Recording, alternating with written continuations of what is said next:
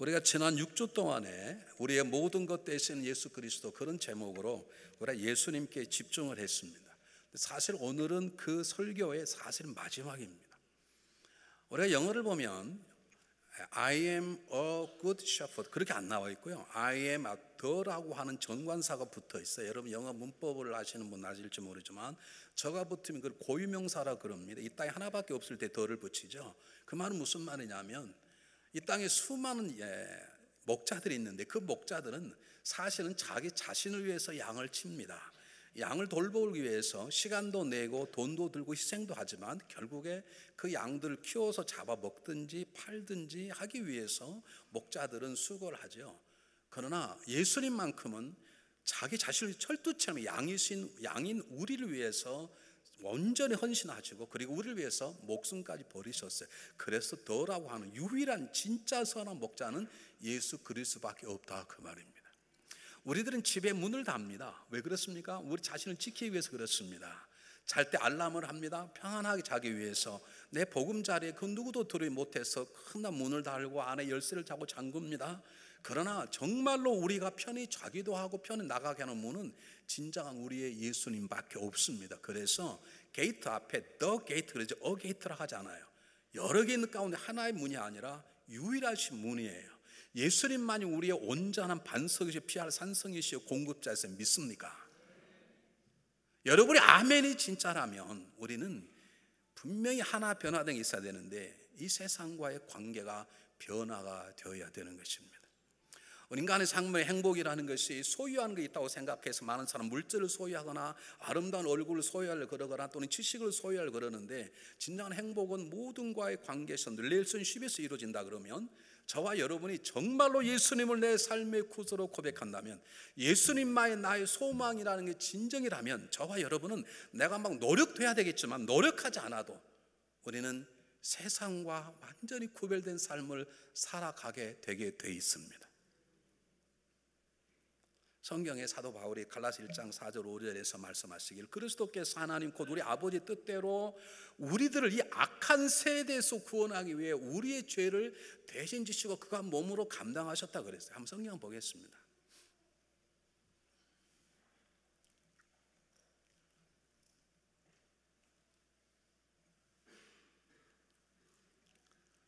성경책을 좀 떨어뜨려 찾느라고 늦으십니까? 한번 똑같이 읽어보겠습니다. 레위기 19장 2절이 아니고요, 갈라디아서 1장 4절 5절.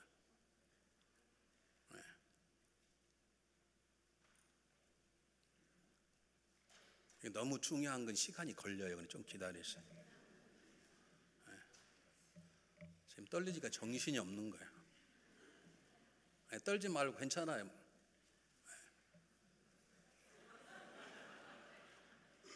방금 켜졌는데 갈라디아서 4장 1절 4절 똑같이 읽어보겠습니다. 시작. 그리스도께서 하나님 곧 우리 아버지 뜻을 따라 이 악한 세대에서 우리를 건져 우리를 그냥 천국 가게 하려고 구원하실 뿐만 아니라 이 땅에 살아갈 이 악한 세대에서 우리를 건져내시려고 우리를 죄를 위하여 그가 대신 죽으셨다는 거예요. 그러니 우리가 어떻게 이 세상과 똑같이 살아갈 수 있습니까? 그 다음 보겠습니다. 뿐만 아니라 베드로전서 1장 14절 15절 제가 지난주에 말씀드렸던 우리의 영원한 소망이 그분과 함께 살아간다는 무슨 말이냐면, 그가 우리를 부르신 그가 거룩한 것 때문에 우리도 뭘 행실 거룩하라는 거예요. 예전에는 우리가 그걸 몰랐을 때 우리가 쫓던 대로 살지 아니하고. 한번 보겠습니다. 베드로전서 1장 14절 15절 똑같이 읽겠습니다. 시작. 너희가 순종하는 자식처럼 이전 일 알지 못할 쫓던 너희의 사역을 본발. 잘 보세요. 넘기지 마시고요. 다시 앞으로 돌려주시면 좋겠는데요. 자 보세요. 너희가 순종하는 자식, 너희가 이제는 그리스도 안에 순종한 자가 되었으니 그 뜻입니다. 그랬으니 너희가 이전에 너희가 주를 몰랐을 때에 쫓던 너희의 사역을 본삼지 말고 세상의 모습을 살지 말고. 그 다음 보겠습니다. 오직 너희를 부르신 거룩하신처럼 너도 모든 행실에서 거룩하라고 말입니다. 여기 거룩이란 말은 우리 생각하는 거룩을 굉장히 막 추상 생각하는 거룩이란 말은 세상과 구별된 존재를 말합니다. 세상 사람과 다른 가치관을 말합니다. 세상 사람과 살아가는 방법이 다른 걸 말합니다. 세상 사람의 삶의 목표가 다르다는 말입니다. 왜 계속 하느냐 이러면 아멘 안 하면 계속 하는 거예요. 세상 사람의 삶이 취하는 거 우리 취하는 게 다르다는 거예요. 그럴 수 없어요. 왜? 우리는 그렇게 살지 않도록 부름을 받았는데 어떻게 우리가 세상과 똑같이 연합하여 사냐는 거예요. 세상은 뭐라 그러죠? 뭐로 가도 소망만 된다. 우리는 그렇게 살아서는 안 돼요. 모로가 서울 가는 길이 일주일 걸리는데 제대로 가는 게 10년 걸리면 우리는 10년 걸려 가야 되는 거예요. 사돈이 노는 사람 배가 아프다. 우리는 감사하고 축복인 것이죠. 왜 우리 아들은 좋은 대학 못 가고 왜 김씨 아들만 좋은 데 가냐? 그건 여러분 세대에 속해 있는 거예요. 세상 사람들이. 하나님 사람은 그래 그래도 당신 아들이 갔으면 좋겠다 라고 하는 것이 우리들의 모습인 것이죠. 믿습니까? 공부해서 어떻게 한다고요? 남 주냐? 남을 줘야 되는 것이죠. 돈 벌어서 남 주냐? 남을 주는 거예요. 우리는 이 세상의 악한 세대와 함께 살아갈 수 없도록 구원받았고 영어로 call out from이라 그래요. 그렇게 살았던 사람들. 그래서는 거기에서 우리를 건져내시려고 그분이 십자가로 죽으시고 우리를 구원해내셨고 그렇기 때문에 그분이 거룩하신 것처럼 우리의 모든 행실에서 거룩한 삶, 세상과 다른 삶을 살아가야 되는 거죠. 왜요? 선한 목자신 그분이 나의 목자이시고 그걸 보는 하나님이 나의 아버지시고 그분에게만 내 삶의 소망과 기쁨, 행복이 있다면 우리는 세상과 똑같은 삶을 가지고 살아갈 수가 없는 것이지. 그래서 오늘 성경 본문은 이 세대를 본받지 말라 그렇게 말합니다. 여러분 세대라는 단어가 헬라어로 아이온 그러는데 세상을 말하는 코스모스라는 단어하고 비슷합니다. 사실 세상이라는 말은 이렇게 눈으로 보이는 공간, 큰 전세계, 우리 인류 역사를 말하는 2000년 전체를 세상이라 말한다면 세대는 어느 한 시간적인 속에서 그 시대를 살아가는 사람들에게 미치는 세상적인 영향력, 하나님의 가치관과 다른 세상적인 우리가 하나님의 자녀답게 살지 못하게 하는 악한 영향력, 그 시대의 철학과 사상과 모든 풍조를 세대라고 말하는 것입니다. 우리 흔히 이렇게 말하지 않습니까? 이건 좀 다른 세대인데 이렇게 얘기하면 더 쉽습니다. 우리 예전에 Y세대라고 있습니다. 생각나시나요? YK2 그래가지고 2000년 되면 뭐 컴퓨터가 잘못돼서 막 난리났다 그래가지고 2000년 때 막 물을 준비하라 뭘 준비하라 하면 우리 옛날에 생쇼 한 적 있잖아요. 그 시대를 Y시대라 그럽니다. Y 제너레이션, Y세대, 컴퓨터를 가지고 시공간을 초월한 사람을 Y세대 또는 N세대라고 그럽니다. 경기가 굉장히 좋아지면서 어린 자녀들이 스포일드 자녀서 지금 예를 들면 이제 중학생, 고등학생 되는 시대를 우리는 X세대라고 그럽니다. X세대 왜 X세대냐? 그들이 가치관이 없어. 그냥 부모 밑에서 자라와서 인생을 어떻게 살 것인지 어떻게 갈 것인지 뭔지 그냥 살아가는 사람. 자기 감정 내키로 사는 우리 자녀들 앞으로 어떻게 튈 줄 모르겠다 그래서 X세대라고 그럽니다. 요즘은 Z세대가 있습니다. Z세대는 국민학 다닌 어린 아이들입니다.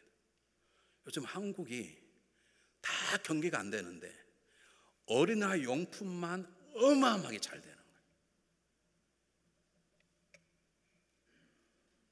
다른 건 다 심지어는 명품도 요즘 장사가 잘 안 되는데 어린아이, 애들 기저귀, 가방, 애들 백, 보통 주일학 국민학 학생들이 1000불짜리를 매야 알아준답니다. 그 다음에 기저귀도 비싼 거, 그 다음에 여러분 애들 싣고 다니는 그 유모차도 보통 하여간 그것만큼은 어마어마하게 잘 돼요. 그 시대에 사는 애들을 Z세대라고 그러는데요. 걔들 때문에 경기 하나가 살아나는 것이죠. 모든 소비 문화가 거기에 이루어지고 있는 것을 Z세대라고 그래요. 그렇게 한 시대의 한 사람들을 잡고 있는 정치로 말하면 386 세대 그러지 않습니까? 민주주의에 미쳐있는 지금 까꾸는 민주주의 하지도 않는 하여간 그런 시대를 386 세대라 그러지 않습니까? 그렇게 한 시대에 사람들의 공동체를 하나님의 방법과 전혀 다른 방법으로 살아가도록 영향을 주는 시대적인 정신, 세상적인 풍조, 문화 그것을 세대라고 말하는데 그 세대에 물들지 말라는 것이죠. 본받지 말라는 것이죠. 잘 보세요. 제가 이걸 간단히 말씀드리겠습니다. 우리 지금 21세기에 살고 있으니까 뭐 Y세대, X세대 다 빼놓고 21세기에 가장 우리들에게 집요하게 그리스도인답게 살지 못하도록 하는 세상의 풍조, 철학과 사상이 무엇인가? 첫 번째가 인본주의입니다. 야, 뭐 하나님 믿을 필요 뭐가 있느냐? 우리 인간이 이렇게 발전되지 않았냐? 우리 이성과 감성으로 얼마든 우리는 잘 살 수 있어. 우리가 신처럼 될 수 있어. 그렇게 말합니다. 그 대표적인 것이 뉴 에이지 운동입니다. 명상, 요가 다 거기 걸려 있습니다. 어떤 보면 굉장히 멋있게 보이고 성숙하게 보여도 죄송하지만 그것은 하나님의 영성을 깨는 치명적인 독약입니다. 두 번째가 물질 만능주의입니다. 물질 만능주의는 돈만 사랑이 아니라 모든 것들을 돈으로 다 판단하는 거예요. 우리 딸이 가끔 LA 지금 잡을 잡고 있는데 전화가 와서 아빠 나 다른 데로 옮길까 봐. 왜?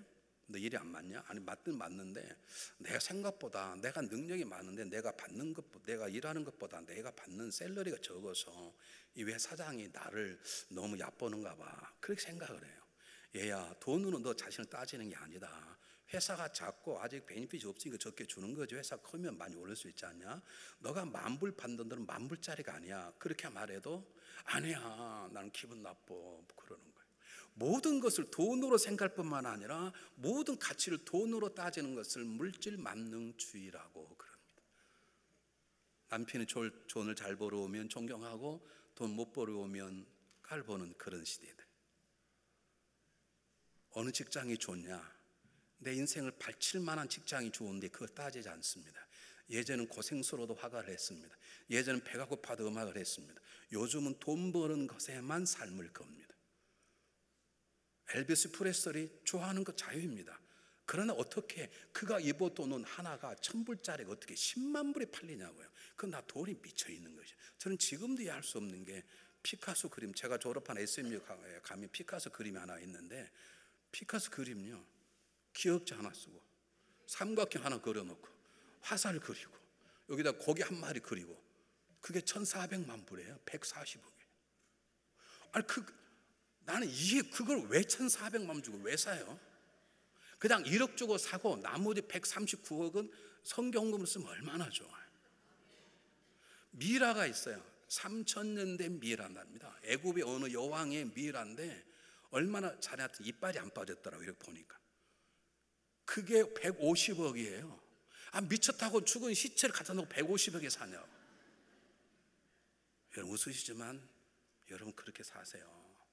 모든 건 물질로 다 판단해요. 내가 누구 하나 소개시켜줄까? 결혼 한번 선볼래? 얼마 버는데요? 당장이 그렇게 물어봐요.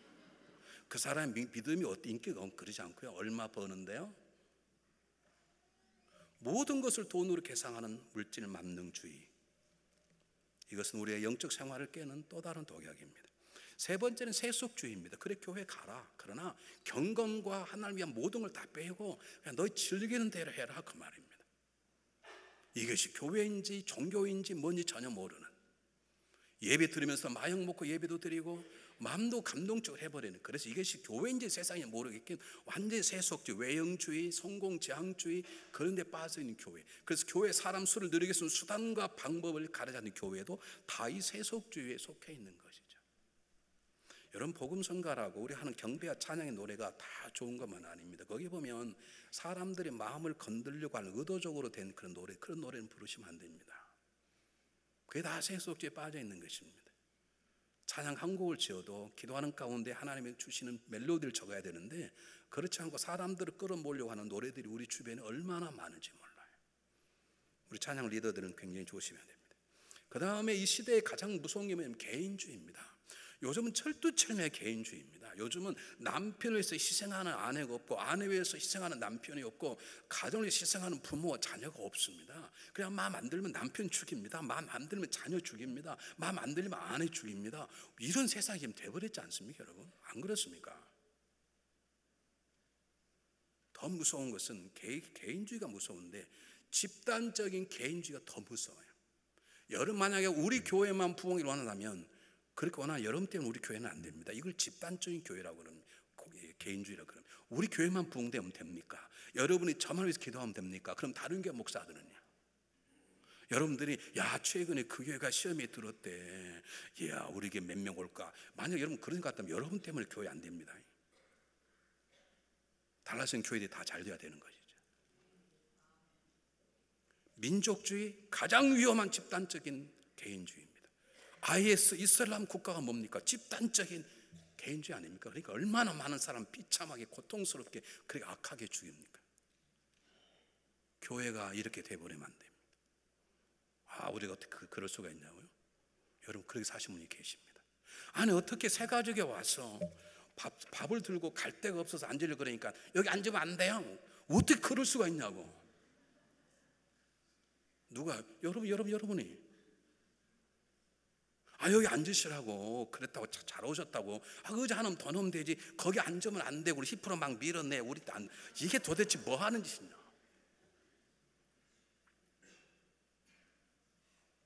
이게 집단적 개인주의, 속별 개인주의. 이것은 하나님의 나라의 공동체를 파괴시키는 무서운 질병입니다. 다섯 번째, 과학과 문명이 맹종하고 매혹되어 있는 거예요. 요즘 과학이 너무 발달돼서 인간을 지금 막 복제하려고 그래요. 여러분, 그 영역은 손대서는 안 되는 부분입니다. 여기 IT 산업이 얼마나 발달됐는지, 우리는 스마트폰이 없으면 요즘 사람 취급받지 못해가지고 얼마나 많은 자녀들이 스마트폰 앞에 매달려 사는지 몰라요. 제가 목사이기 때문에 성경을 많이 보려고 내 사무실에 성경책이 있죠. 제 집에 가면 거실에 있죠. 제 방에 책상에 또 성경책이 있고요. 또 내 차 안에가 있죠. 또 듣는 성경이 있죠. 틈나는 대로 할 일 없으면 그걸 보는데요. 이 스마트폰 시대에 대한다. 할 일 없으면 그걸 보는 거예요. 이메일 왔나 안 왔나. 그거 없으면 또 특별히 요즘 뭐가 어떠는가 보고. 안 오면 왜 이메일도 안 하지, 이놈 나쁜 놈 욕하고. 거기다 심심하니까 또 게임을 넣어가지고 치매 안 걸리는 게임이 있어요. 사람 머리를 계속 돌리는. 그러다가 심심도 그거 하고 앉았고 성경책 다 멀어져 버려요. 제가 몇 주 전에 게임을 다 지웠습니다. 하나님 기뻐하지 않았어요. 게임 하나밖에 없습니다. 머리를 계속 쓰게 하는 게임이 하나 있어요. 그거 지웠습니다. 여러분 보세요.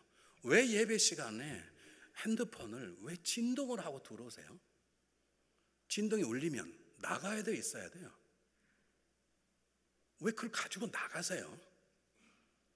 왜 또 나갈 때 왜 뛰어나가세요? 여러분, 교회 예배 들을 때 전화를 끄고 들어오십시오. 목사님 무슨 일, 어떻게 믿음이 없습니까? 예배 시간은 뭘 벌어지기를 바랍니까? 하나님의 음성을 듣는 게 중요합니까? 누구한테 전화 온 걸 듣는 게 중요합니까?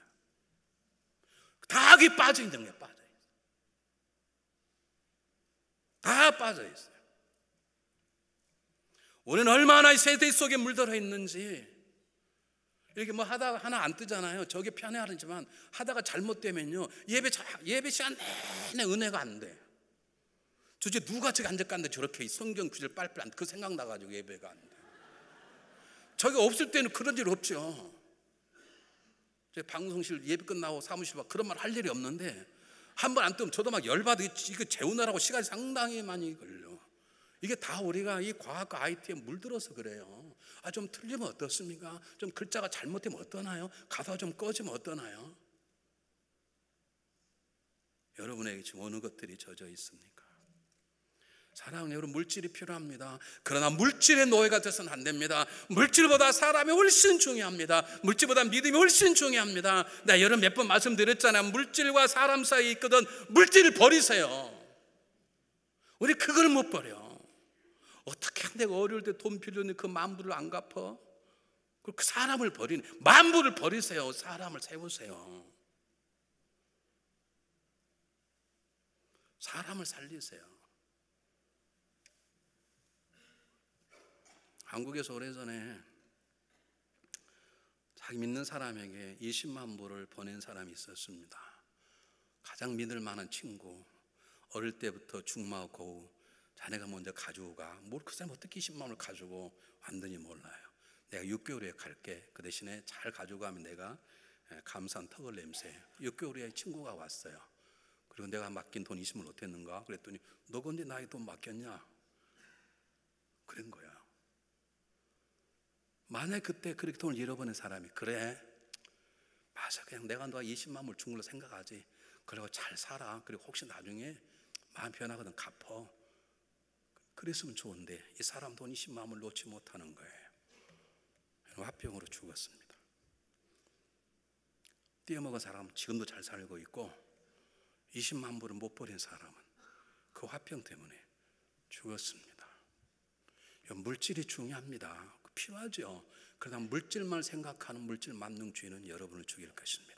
즐거움이 필요합니다. 그러나 즐거움만 찾는 쾌락주의는 우리를 완전히 방탕하게 만들 것입니다. 내 자신이 중요합니다. 그래서 예수님께서는 내 이웃을 내 몸처럼 사랑하라 그런 것이지, 내 이웃을 주님처럼 사랑하라고 말하잖아요. 내 자신을 가꾸는 게 중요한 것이죠. 그러나 내 자신에게만 집중되는 개인주의는 나도 이웃도 무너뜨립니다.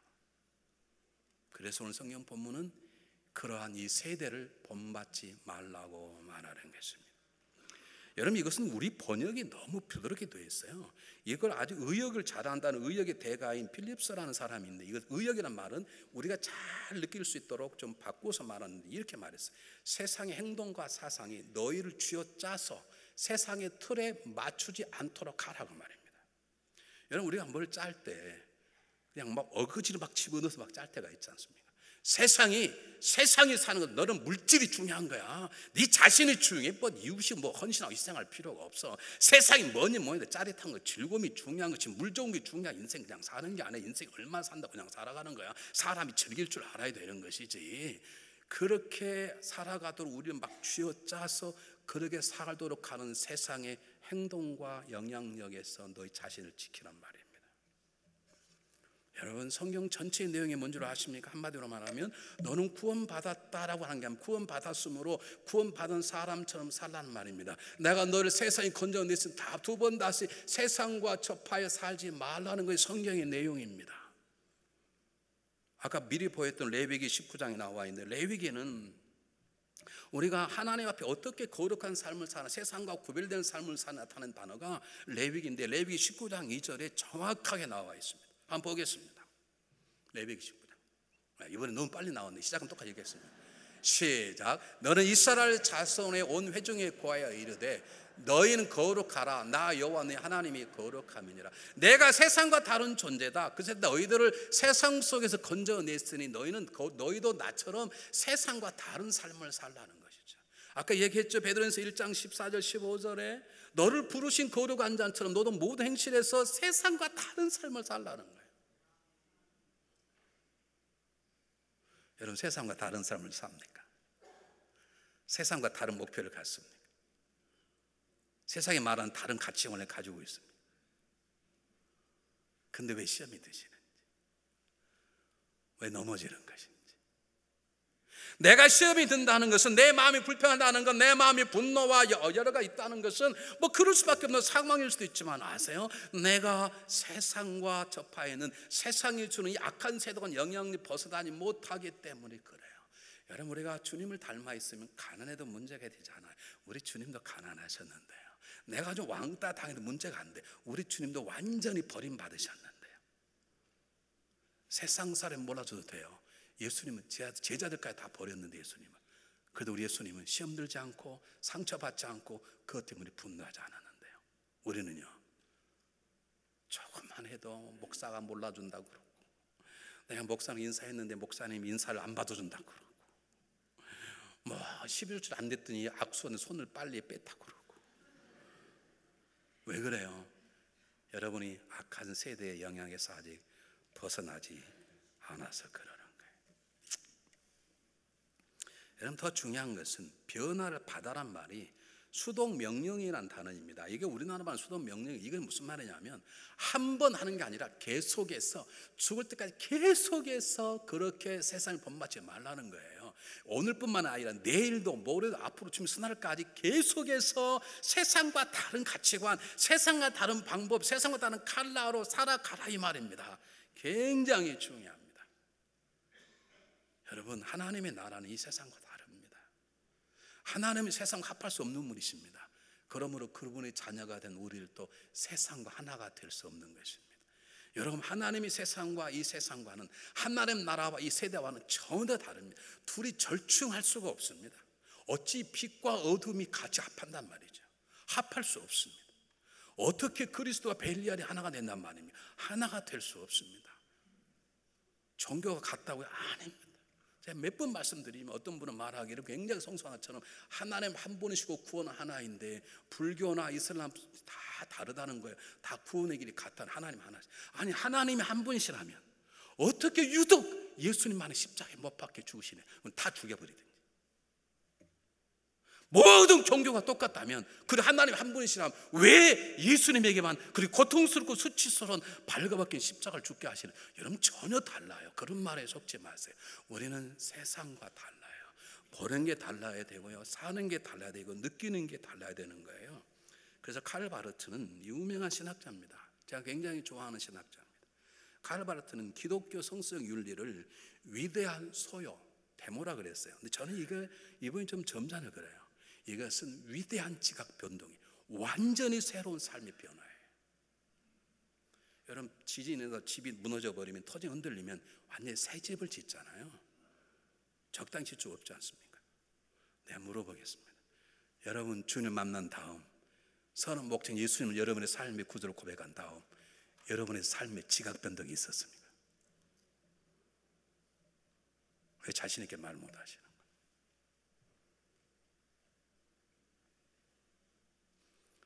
여러분 우리는 우리 자녀를 위해서 하나님의 영광을 하나님의 하나님 되심을 나타내기 위해서 우리는 고백할 수 있으셔야 돼요.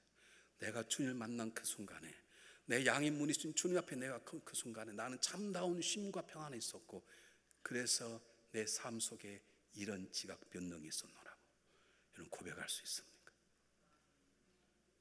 내가 물질을 쫓고 내 명예와 내 자신을 쫓던 내가 정말 선한 목적인 주님 만난 다음부터 내가 그에게 모든 걸 다 맡겼더니 내 삶 속에 이런 변화가 있었다고, 이게 바로 지각 변동이라고, 이것이 하나님이 살아계시는 증거라고 말할 수 있는 일들이 있습니까? 목사님 저는 그래 하는 행복한데요.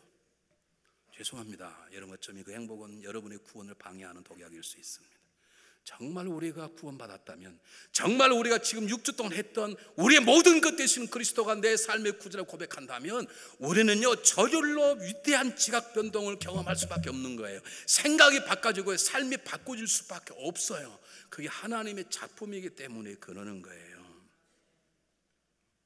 다른 말로 할게요. 성경은 놀랍게도 세상을 본받지 말라라고만 말하는 게 아니라, 세상을 본받지 말라고 끝나는 게 아니라 세상을 본받지 말고 하나님의 선하시고 기뻐하시고 온전한 뜻이 무엇인가를 분별하라 이렇게 말합니다. 잘 들으세요. 하나님이 선하시고 기뻐하시고 온전한 뜻이 무엇인지를 분별하라는 말은 하나님은 저와 여러분에게 뜻을 가지고 계시다는 말입니다. 하나님 저와 여러분에게 계획을 가지고 계세요. 달라스 160교회 한국교회 가운데 왜 하필이면 중앙연합감리가 오게 하셨는지 여러분 그냥 오신 것입니까? 오다 보니 여기 오셨습니까? 아닙니다. 저와 여러분 만남은 보통 만남이 아닙니다. 아멘 하시는 분들 끝나고 사무실 찾아오시길 바랍니다.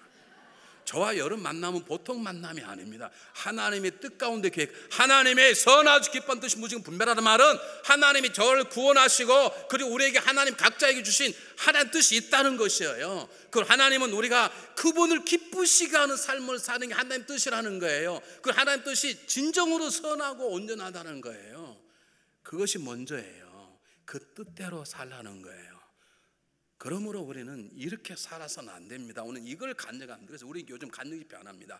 저는 예전에요 거짓말 정했는데 예수 믿고 나서는 그 다음부터 거짓말 안 합니다. 왜요? 하나님 지켜보면 알고 있었기 때문이죠. 저는 예전에 도둑질의 전문가입니다. 예전엔 저는 쓰리꾼이었습니다. 소매치기 전문가입니다. 근데 전 주님 만난 다음부터 저는 소매치기 안 합니다. 왜요? 하나님이 지켜보면 잘 알았기 때문입니다. 여러분 그 잘한 게 아닙니다. 그것은 세대를 본받지 않는 것인데, 세대를 본받지 않을 뿐만 아니라 어떻게 하라고요? 하나님의 선하시고 기뻐하시고 온전한 뜻 가운데 거하라고 말입니다. 에베소 4장 보면 거짓말한 사람은 거짓말 안 하는 수준에 사서는 안 되고 참말을 하는 데까지 나가셔야 합니다. 정말 좋게 말할 때 아멘 합시다. 거짓말한 사람은 나는 거짓말 안 해, 그게 잘하는 게 아닙니다. 예수 안 믿어도 거짓말 안 하는 사람이 있어요. 하나님 뜻은 거짓말하는 사람이 진짜 참말하는 것입니다. 도둑질하는 사람 도둑질 안 하는 게 아니라, 난 이제 강도질 안 해, 그게 아닙니다. 도둑질했던 사람은 이제는 어떻게 해요? 남을 구제하고 나누는 삶을 살아야 됩니다. 그래서 삭개오가 주님을 만났을 때 재산을 팔아서 모든 사람이 다 나누지. 예수 믿고 망한 사람, 비편 사람이 삭개옵니다. 자기가 토색한 걸 레벨로 주겠다니까 이미 자기 재산 다 주는 거죠. 그 팔아서 가난한 족도 하나 남는 거 없는 거. 예수 믿고 쫄딱 망한 사람이 삭개오지만 하나님 보고서는 그 사람 진짜 행복한 사람이죠. 도둑질하는 사람은 도둑질 안 하는 게 아니라 나누어 주는 거. 악하고 추한 말 한 사람은 나는 예수 믿고 절대 욕하니 아닙니다. 그게 잘하는 게 아닙니다.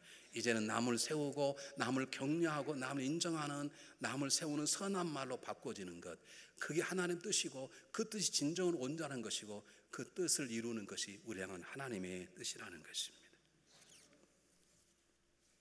제가 조금 전에도 말씀드렸는데 여러분 마음이 지금 여러 가지로 불편하다면, 지금 이 교회 나오시는 누구와 같이 식사하고 싶지 않다면 그 사람이 상대방이 잘못할 수도 있지만 죄송합니다. 여러분이 아직 하나님의 선하시고 기뻐하시고 온전한 뜻대로 살아가지 않아서 그렇습니다.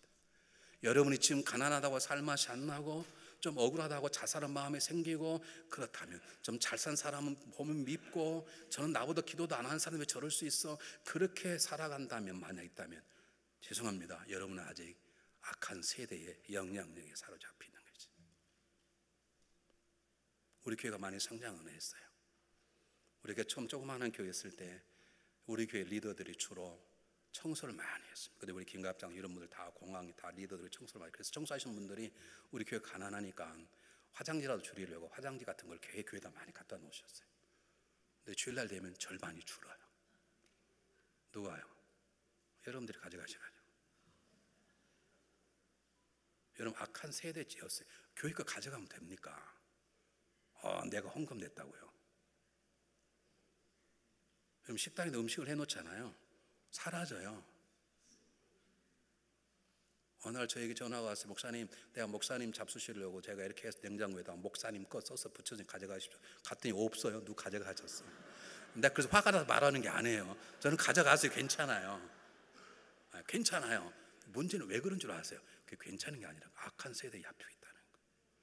도둑질한 말이 10계명 가운데 나오는데 혹시 그렇게 가져가신 분 계십니까? 회개하시고 10배로 남에게 베푸십시오. 그래, 아멘을 왜 그렇게 처량하게 하세요? 이렇게. 사랑하는 여러분, 세상과 구별된 삶을 산다는 건 하나님이 선하시고 온전한 뜻대로 사는 것이. 이걸 다른 말로 바꿀까요? 우리 향하신 하나님 뜻이 진정으로 선해요. 왜? 그분이 선하시기 때문에. 그 뜻이 하나님을 기쁘시게 하고 나도 기뻐하는 거예요. 그 뜻대로 살면 하나님도 기뻐하시고 나도 기뻐하고 나도 하는 이웃도 기뻐하는 거예요. 누군가가 여러분을 싫어한다면 죄송해요. 여러분이 하나님의 선하시고 기뻐하시고 온전한 뜻대로 안 살아서 그래요. 여러분 신앙생활 정말로 잘하는데 싫어할 사람이 누가 있겠습니까? 한번 물어보겠습니다. 나는 신앙생활 잘하는 사람 보면 확 죽여버리고 싶어. 그런 마음이 손 한번 들어보세요. 여러분 신앙생활 다 존경하게 되게 돼 있잖아요.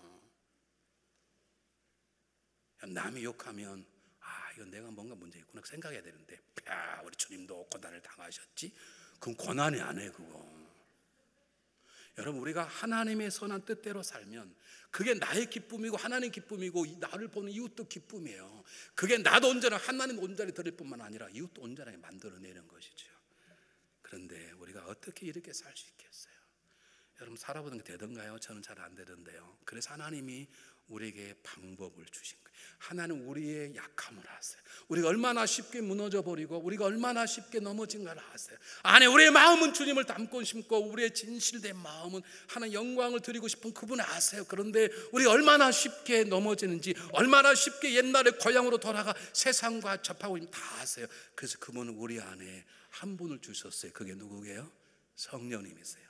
오늘 성경 한번 보세요. 뭐라고 말하는지 잘 보세요. 2절에 너희는 이 세대를 본받지 말고, 우리가 해야 될 일, 그런데 오직 마음을 새롭게 함으로 변화를 받아. 변화해서가 아닙니다. 변화를 받아란 말은 수동태입니다. 내가 변하는 게 아닙니다. 누군가가 나를 변화시켜 주는 것이에요. 믿습니까? 누군가가 나를 변화시켜 주는 것이에요. 누가 우리를 변화시킵니까? 성령님, 하나님 우리 연약함을 아세요. 우리가 십자가 보혈로 구원받아서 집사가 되고 권사가 되고 장로가 목사가 되었지만 정말 집사답게 살기 위해서, 정말 권사와 장로와 목회자답게 살기 위해서 세상사가 다른 하나님 백성으로 살도록 하기 주님께서 우리 안에 직접 와 계세요. 그분 우리의 마음의 문을 여세요. 우리의 마음의 문을 여시고 우리의 눈을 열고 귀를 열어서 하나님의 마음대로 살도록 우리의 마음을 움직여 주시는 것이죠. 제가 존경하는 조나단 에드워드 목사님, 그분이 이 본문을 이렇게 해석을 했어요.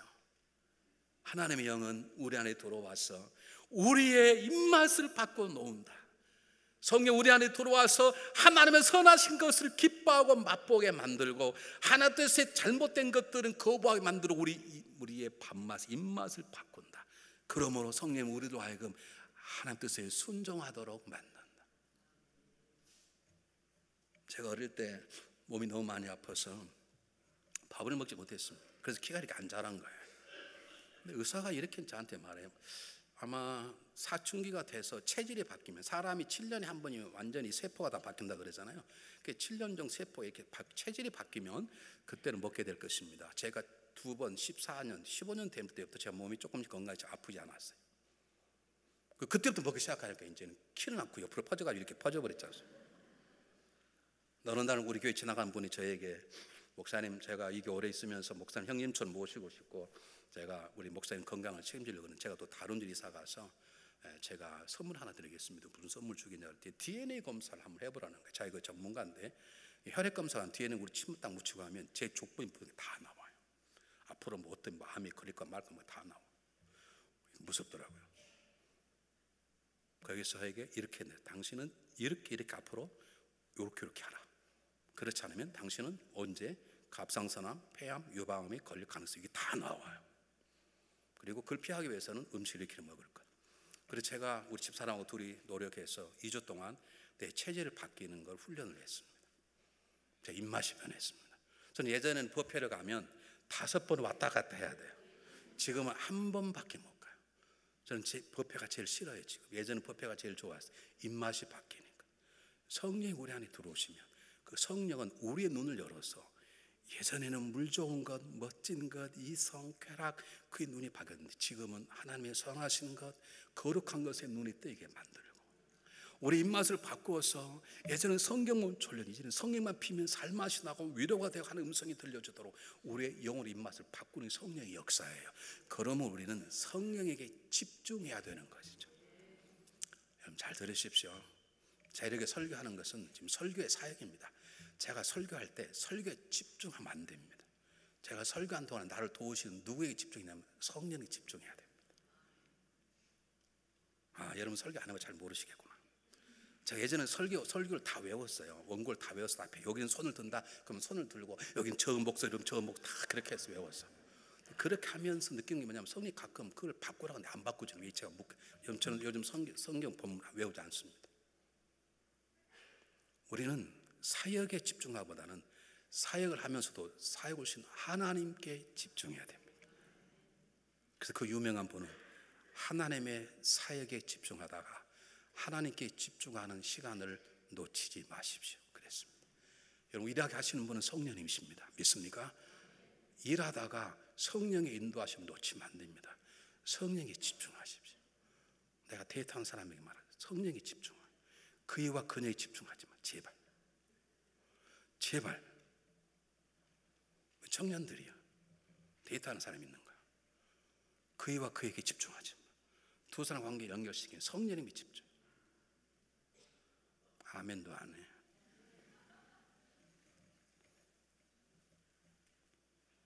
여러분 하나님의 뜻대로, 하나님 선한 뜻대로, 하나님 기쁜 뜻대로 살았던 유일한 분이 계십니다. 누구십니까? 예수 그리스도십니다. 그래서 예수님은 지금도 그 아름다운 향기를 우리에게 품고 있는 것이죠. 아니 앞으로도 영원히 그 향기는 진정한 아름다움이란, 진정한 성공이란, 진정한 승리란 하나님을 닮아가는 것, 그분의 선하 기뻐하시고 온전한 뜻에 내 삶을 거는 것이죠. 이 말은 다른 말로 말하면 끝까지 최선을 다하란 말입니다. 변화를 받아 새롭게 함으로란 뜻은 오늘 한 번 결단이 아니라 계속 오늘 또 내일 또 계속 순절로 하면 넘어질까 조심하는 삶을 지속적으로 살아가라는 것이죠. 초대교회의 교부이자 대주교였던 크리스 소톰이라는 분이 계세요. 크리스 소톰이라는 분이 유명한 말을 했습니다. 주님을 위해서 한 번 죽는 건 진정으로 어려운 일이다. 그러나 주를 위해서 평생을 사는 것은 훨씬 어려운 일이다. 저와 여러분이 훨씬 어려운 삶을 살고 있는 거예요. 저와 여러분이 보통이야. 순교에 눈 딱 감아버리면 죽을 수 있는 거고요, 안 죽을래도 죽여주면 죽을 수밖에 없어요. 근데 우리는요, 이 앞으로 남은 수십 년을 세상과 단절하고 사는 게 아니라 구별된 삶을 살고 하나님 되심을 나타내는 삶을 살려면요, 순교 다하는 것보다 100배 정도 어려워요. 옆 사람 손잡으시고, 당신을 주님 이름으로 위로합니다. 두루두루 위로하시길 바랍니다.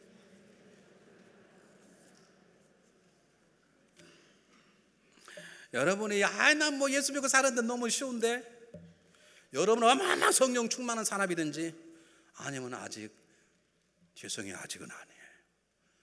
하루하루 살아간다는 것이 순교하는 만큼 어려운 것이죠. 그래서 하나님 우리 안에 계시는 것이고, 그래서 그분은 성령 우리를 떠나지 못하는 것이에요.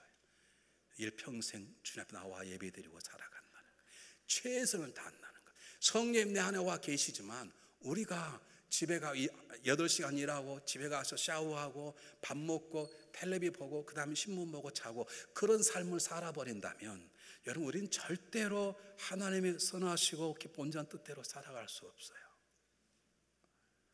말씀 속에 들어가지 않는다면, 골방 기도가 되지 않는다면, 내가 헌신하지 않는다면 우리 안에 성령이 역사하기 위해서도 우리는 거기에 순종할 수 없어요. 여러분, 삶을 바꾸셔야 돼요. 텔레비전 보는 시간을 줄이세요. 세속적인 잡지 내려놓으세요. 제발 미종 같은 거 하면 여성동화, 주부장 그런 거 보지 마세요. 거기도 성경 보세요. 할 일 없으면 그냥 주무세요. 육체 건강을 위해서는. 여러분, 세상 사람 살아서는 안 돼요.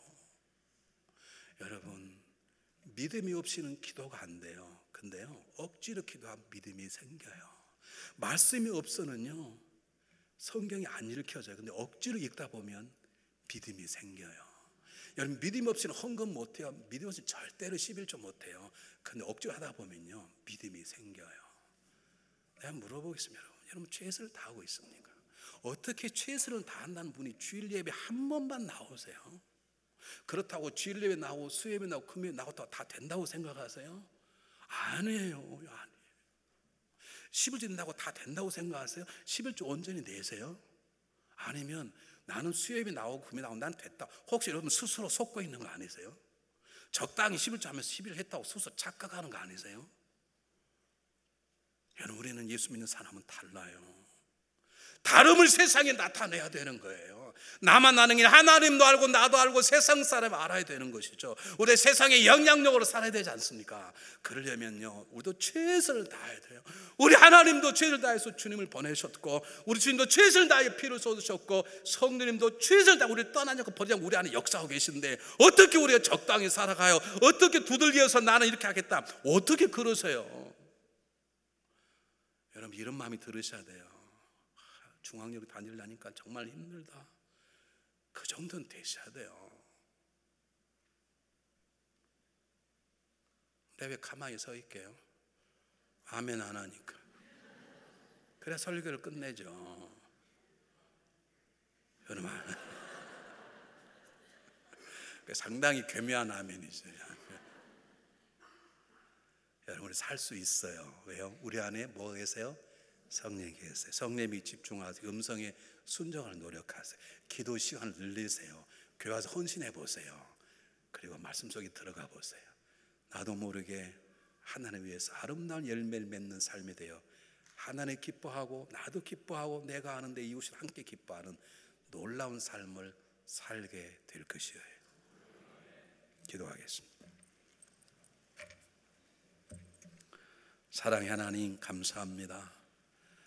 우리가 죄인 되었을 때 우리를 위하여 아들을 죽이심으로 우리를 사랑을 확정해 주셨사오니 그 사랑에 관건하여 주님을 믿게 되고, 우리에게서 성령을 통해서 우리 인생의 새로운 삶을 살게 하신 주님을 찬양합니다.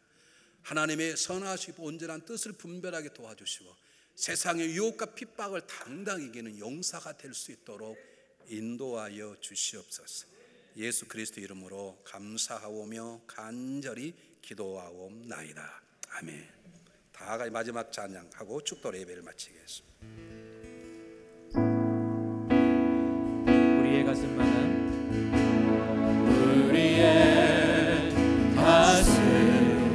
가슴마다 피 묻은 그리스도를 심어